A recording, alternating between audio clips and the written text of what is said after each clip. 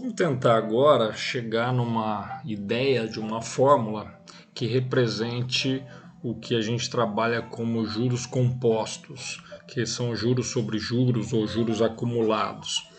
Vou imaginar o seguinte: existe uma população numa região, numa cidade, pode ser uma população inicial, que eu vou chamar de P, dada por 20 mil habitantes. E essa região, essa cidade, ela tem um crescimento estimado de, vou colocar um valor I, 2% ao ano. E a gente quer saber quantas pessoas existirão nessa população daqui a 1 ano, 2 anos, 3 anos ou N anos. Se eu fosse imaginar dentro de 1 ano, quanto eu teria? Bom, eu vou dizer que eu tenho os 20 mil indivíduos multiplicando 1 mais a porcentagem de aumento. 1 mais 2%, que é quanto está crescendo em 1 ano. Se eu quisesse escrever diferente, já calculando o 1 mais 2%, já que o 2% em decimal ficaria 0,02, então multiplicaria isso por 1,02. Não, mas eu não quero 1 ano, eu quero saber dentro de 2 anos, quantos indivíduos eu terei nessa população. Então, vou pegar os 20 mil indivíduos iniciais, multiplicar por 1 mais 2%, que é o crescimento que eu tive no primeiro ano, e multiplicar de novo, porque são 2 aumentos sucessivos, por 1 mais 2%, que é do segundo ano, o crescimento referente ao segundo ano. Ué, peraí, os 20 mil estão iguais dali. Sim, 20 mil continuam. O 1,02, que está igual dali, e aqui também é 1,02. Se eu faço 1,02 vezes ele mesmo, posso representar como 1,02 ao quadrado. O que esse quadrado representa? Os 2 anos que se passaram. Estou falando que sempre cresce a mesma coisa, 2% por ano. Então, se eu falasse em 3 anos, o que eu teria? Os 20 mil, multiplicando 1 mais 2%, que é o crescimento no primeiro ano, multiplicando 1 mais 2%, que é o crescimento do segundo ano, e multiplicando de novo por 1 mais 2%, que vai ser agora o crescimento do terceiro ano. Espera aí, se o crescimento é sempre o mesmo, então não preciso ficar escrevendo essas multiplicações todas. Eu posso falar, bom, então eu tenho os valores iniciais ali, os 20 mil indivíduos, multiplicando por 1,02, que é 1 mais a taxa de crescimento, elevado a um número de períodos, 3 anos. Se eu extrapolo isso aqui e falo em N anos, uma quantidade N indefinida, o que eu teria? O valor seria de 20 mil, que é o valor inicial, multiplicando 1,02, que é 1 mais a taxa, elevado a N, que é o número de anos que se passaram.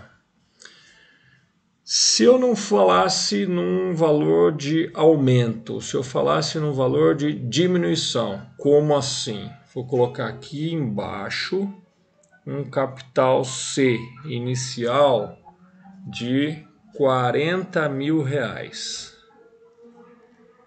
E aí eu vou falar de uma taxa de desvalorização de 15% ao ano.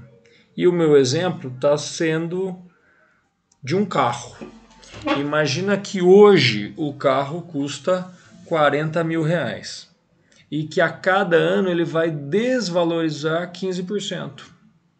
Quanto vai ser o preço do carro ou o valor desse carro em um ano?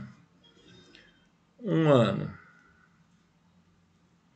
vai ser os 40.000 iniciais multiplicados por 1 menos, o que muda em relação ao que a gente fez no outro, é que agora é uma diminuição, 15%.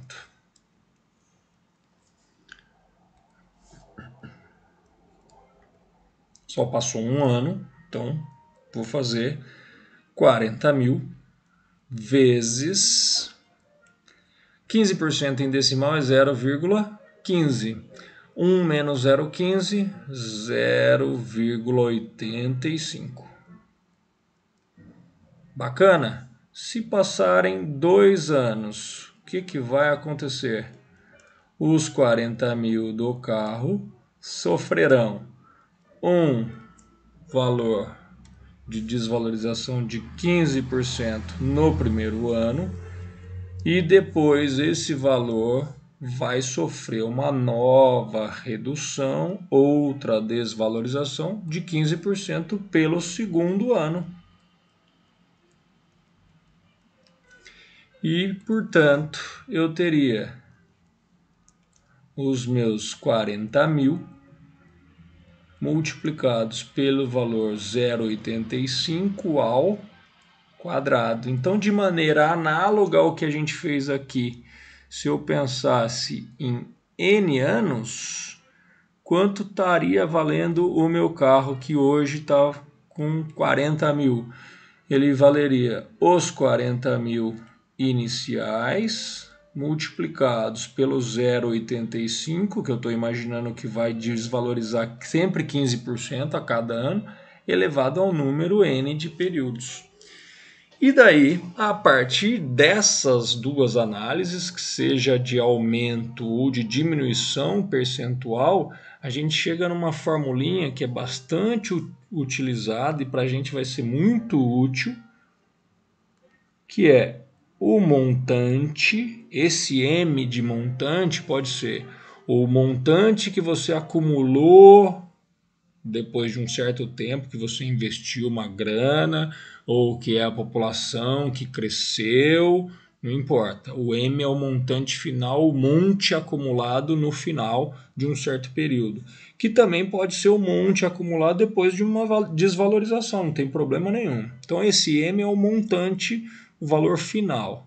Ele é o valor inicial, que normalmente o pessoal põe C por ser um capital inicial, mas lembre-se, pode ser uma quantidade de pessoas, pode ser um valor, não importa. Falou em aumento e diminuição percentual, esse C é o valor inicial que você tem. E aí você vai fazer multiplicado por 1 mais ou 1 menos a porcentagem.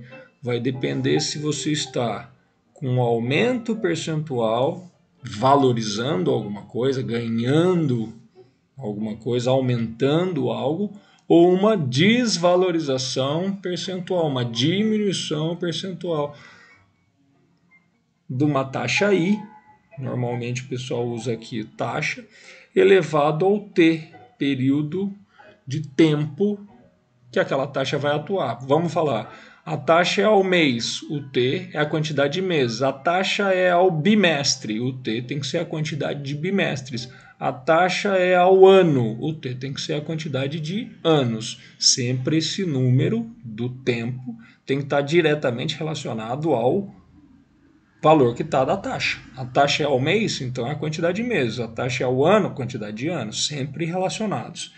E aí eu sugeriria a você que guarde essa formulinha no seu coração. A gente vai usar essa fórmula direto quando falar em juros compostos, guardando no coração.